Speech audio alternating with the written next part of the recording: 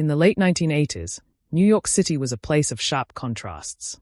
Towering ambition and economic struggle existed side by side, and nowhere was that divide more visible than on its streets after dark. While tourists and commuters passed through illuminated avenues, entire communities lived in the shadows, unseen and often unprotected. Among them were sex workers, women navigating danger daily in order to survive. It was within this environment that Francisco Acevedo moved quietly, blending into the background of a city accustomed to chaos. His presence raised no alarms. He was not famous, powerful, or outwardly threatening. Yet between 1989 and 1996, he would become responsible for the deaths of 3 women, crimes that exposed deep flaws in public safety and social accountability. Acevedo's early life offered little indication that his name would later be associated with multiple homicides. He lived a largely unremarkable existence, marked more by instability than notoriety.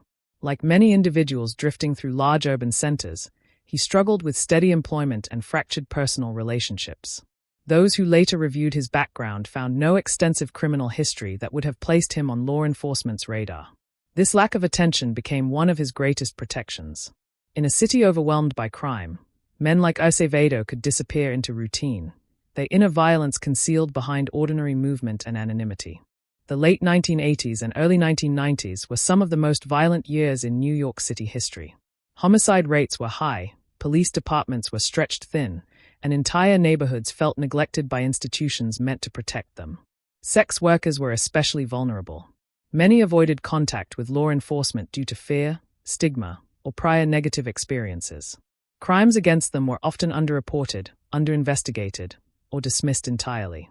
This created an environment where predators could operate with minimal risk, relying not on sophistication but on society's indifference. The first known killing attributed to Acevedo occurred during this turbulent period. The victim's personal history was barely documented, a painful reflection of how little attention such cases received. She was working the streets, attempting to survive in a city that offered her few safe alternatives. When she disappeared, there was no immediate alarm. No major search followed. By the time her body was discovered, crucial time had been lost, and the case quietly joined dozens of others competing for limited investigative resources. Investigators faced enormous challenges. Without cooperative witnesses and with forensic technology still developing, linking crimes across years was difficult. Each death appeared isolated, another grim statistic in a city already desensitized to violence. Patterns that might now seem obvious were buried beneath paperwork, jurisdictional barriers, and overworked detectives. Acevedo benefited from this fragmentation. His actions did not immediately trigger suspicion of a serial offender, allowing him to continue moving freely through the city. As time passed, Acevedo's behavior followed a disturbing consistency. He targeted women living on the margins, those society was least likely to protect or remember. This choice was not accidental. Sex workers often met clients in secluded locations, environments that provided privacy but little safety. Acevedo exploited this reality, presenting himself as an ordinary customer. The trust these women were forced to extend for survival became the very vulnerability he used against them. Between killings, Acevedo returned to daily life without visible disruption. He rode public transportation, walked busy sidewalks, and blended seamlessly into crowds. This ability to compartmentalize violence is one of the most unsettling elements of such cases. There were no public breakdowns or dramatic warning signs. To those around him, he was simply another face in a city of millions, underscoring how easily extreme violence can hide behind normalcy. The second murder reinforced a pattern that investigators would only later recognize. Another woman vanished. Another life ended quietly. Friends and acquaintances mourned privately, while families struggled to gain attention for their loss. Advocacy groups continued to warn about rising violence against sex workers, but their concerns rarely translated into policy changes or urgent investigations. Acevedo remained undetected, emboldened by the same silence that protected him from accountability. By the mid-1990s, subtle changes in investigative approaches began to take shape. Advances in forensic science and improved information sharing allowed detectives to revisit older cases with fresh perspective. When a third woman was killed, similarities between the deaths finally drew closer scrutiny. Files that once seemed unrelated were re-examined. Slowly, a pattern emerged, suggesting the presence of a single offender operating over several years. As investigators revisited earlier case files, What once appeared as isolated tragedies slowly began to align. Dates, locations, and methods shared similarities that could no longer be dismissed as coincidence. The realization that a single offender might be responsible marked a pivotal shift in focus. Detectives began mapping movements, reconstructing encounters, and comparing forensic details that had previously been overlooked. This process was slow and methodical, complicated by years of elapsed time and missing information. Yet, piece by piece, a clearer picture emerged, one that pointed toward a pattern of intentional violence rather than random acts. Witness statements that had once seemed insignificant gained new importance. Small details, descriptions of a man, a voice, or a repeated presence in certain areas, were re-examined through a broader lens. Law enforcement began narrowing its scope, filtering through individuals who frequented the same locations as the victims. In doing so, they encountered Francisco Acevedo, a man whose movements quietly overlapped with key moments in the investigation. Acevedo did not stand out at first.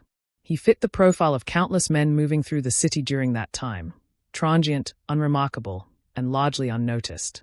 But as timelines tightened, his name surfaced repeatedly. Gradually, circumstantial evidence, combined with forensic advancements, strengthened the case against him. What had once been speculation solidified into probable cause. Investigators now believed they were dealing not with coincidence, but with calculated behavior sustained over several years. The arrest itself was subdued, lacking the dramatic imagery often portrayed in crime media. There were no high-speed chases or public spectacles. Instead, it was the result of accumulated evidence and persistence. For the families of the victims, the arrest brought a complicated mix of relief and grief. Relief that the man believed responsible would no longer harm others, and grief that justice had come too late to save those already lost. As the case moved toward trial, prosecutors faced the challenge of reconstructing crimes that had occurred years earlier. Records were incomplete, witnesses' memories had faded, and some individuals connected to the victims were no longer reachable. Despite these obstacles, the prosecution worked to present a coherent narrative, one that emphasized not just what happened, but how systemic neglect had allowed it to continue. In court, the victims' lives were finally centered. Their routines, struggles, and humanity were acknowledged in a space that had previously ignored them. The prosecution outlined how vulnerability had been exploited repeatedly, and how patterns of violence had gone unnoticed for years. The defense attempted to cast doubt, but the cumulative weight of evidence proved difficult to dismiss. The trial exposed uncomfortable truths. It highlighted how crimes against sex workers were often deprioritized, and how societal bias influenced investigative urgency. Jurors were confronted not only with the actions of one man, but with a broader failure that extended beyond him. The courtroom became a rare moment of visibility for victims who had lived and died on society's margins. When the verdict was delivered, it marked a formal end to Acevedo's freedom. Sentencing ensured that he would no longer pose a threat to the public. Yet the conclusion felt incomplete. While the legal system had acted, it had done so only after irreversible harm. The punishment addressed the individual, but not the conditions that enabled his crimes. Advocates used the case to call for reform. They argued for better protections for sex workers, improved reporting mechanisms, and training that addressed implicit bias within law enforcement. The case became part of a growing conversation about whose lives are prioritized within the justice system and whose are overlooked. Public reaction was muted compared to other high-profile cases. There were no national headlines or prolonged media attention. This silence itself became part of the story. It underscored how violence against marginalized groups often fails to generate sustained outrage, even when the crimes are severe and repeated. In the years that followed, the case faded from public memory, but its implications did not disappear. For those studying criminal justice, it remained an example of delayed recognition and missed intervention. For advocates, it reinforced the need for vigilance and reform. The women whose lives were taken in these crimes were far more than the circumstances that defined their final days. They existed within a city that demanded resilience, navigating survival through limited choices and constant risk. Each had a past shaped by relationships, memories, and struggles that rarely made it into official records. When their lives ended, the silence that followed reflected a deeper societal failure, one that too often reduces individuals to labels rather than recognizing their humanity. Their deaths were not inevitable, nor were they insignificant. They occurred within a system that failed to intervene, failed to prioritize, and failed to protect. Remembering them requires more than recounting how they died. It requires acknowledging how easily their suffering was overlooked. These women were part of communities, however fragmented, and their absence left gaps that were never formally measured. Their stories remind us that violence thrives where lives are devalued, and that justice must begin with recognition, not dismissal. This case exposes how vulnerability becomes a weapon in the hands of those willing to exploit it. Predators do not always rely on force alone. They rely on silence, stigma, and predictability. When certain groups are consistently ignored, patterns of harm are allowed to repeat. The offender in this case operated not because he was brilliant or strategic, but because the environment around him made accountability unlikely. The lack of urgency surrounding earlier crimes sent an unspoken message that some victims did not warrant immediate action. Over time, that message became permission.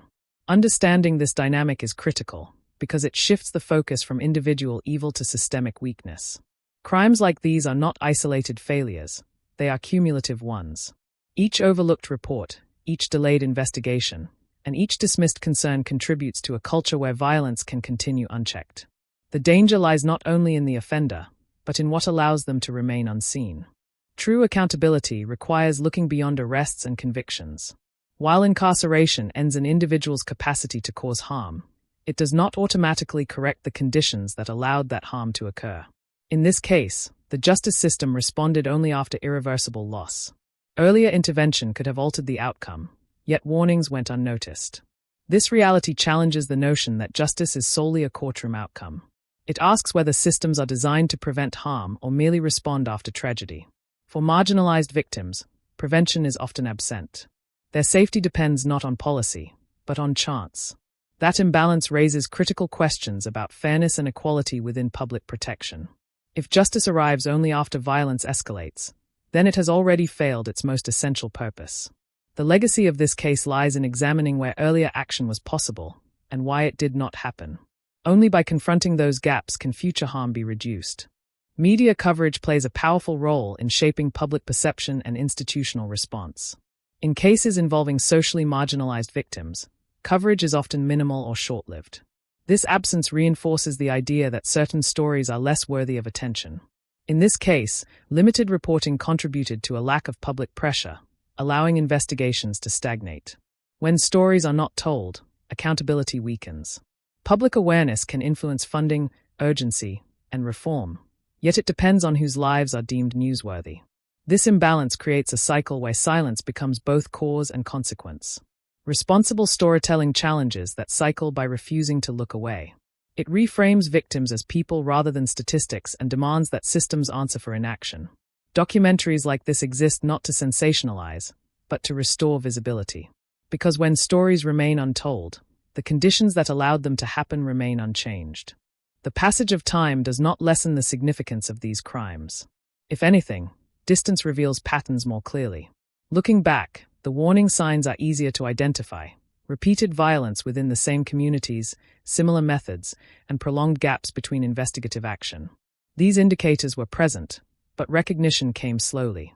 Time also complicates justice. Memories fade, evidence deteriorates, and opportunities for intervention disappear. This delay compounds harm, not only for victims but for communities left wondering whether protection will ever arrive. Justice delayed sends a message that safety is conditional. The longer it takes to respond, the more normalized violence becomes. Learning from this case requires acknowledging how time itself became an accomplice. Not intentionally, but through neglect. Prevention depends on speed, coordination, and willingness to act, especially when victims are easy to ignore. This story challenges viewers to reconsider assumptions about crime and victimhood. Society often frames danger as random, yet patterns reveal otherwise. Violence concentrates where protection is weakest. In such environments, offenders learn what they can get away with. This case illustrates how repeated harm is rarely spontaneous. It develops through opportunity and absence of consequence. Recognizing this shifts responsibility outward, towards systems and attitudes that tolerate inequality and safety. The question is no longer why one man committed violence, but why it was allowed to continue. Addressing that question requires confronting discomfort, bias, and institutional inertia. It also requires empathy, an acknowledgement that dignity does not depend on lifestyle or circumstance. Until that understanding becomes standard, prevention will remain uneven, and stories like this will continue to surface. For families and communities affected, closure is rarely complete. Legal outcomes do not restore lost lives or erase unanswered questions. Many are left wondering whether earlier action could have changed the outcome. These questions linger long after headlines fade. They become part of a collective memory shaped by absence. Community trust suffers when protection feels selective. Over time, that erosion discourages cooperation, reporting, and engagement, further weakening safety nets. This cycle demonstrates how injustice multiplies. One failure leads to another. Breaking that cycle requires transparency, accountability, and sustained reform. It also requires listening to those most affected. Ignoring their experiences guarantees repetition. Remembering this case means honoring those voices, even when they challenge established narratives. Prevention is not abstract, it is practical. It involves training, resources, data sharing, and policy decisions that reflect equal concern for all lives. It also involves cultural change, challenging stigma and recognizing humanity across social divides. This case underscores how prevention fails when empathy is absent. Protecting vulnerable populations should not be optional or conditional. When safety depends on social status, violence becomes predictable. Effective prevention demands consistency. It demands early intervention and a willingness to act before patterns escalate. The cost of ignoring early warning signs is measured in lives. Learning from this story means committing to systems that respond not after the third tragedy, but after the first sign of danger. Remembering this case is an act of responsibility. It ensures that the victims are not erased by time or overshadowed by the offender's name. Memory itself becomes a form of justice, one that refuses to let indifference have the final word. Stories like this matter because they expose what happens when systems fail quietly. They remind us that harm does not always announce itself loudly. Sometimes it accumulates, unnoticed, until it is too late. Awareness disrupts that process. It forces reflection, accountability, and change. Forgetting guarantees repetition. In the end, this story is not solely about violence, it is about value. It asks whether society is willing to protect everyone equally, or only those deemed worthy of attention. The answer determines whether similar tragedies will continue to unfold in silence. This documentary stands as a reminder that vigilance is not optional, empathy is not negotiable, and justice cannot be selective. When lives are ignored, violence finds space to grow. Only by confronting that truth can prevention become real, and only then can stories like this stop repeating themselves.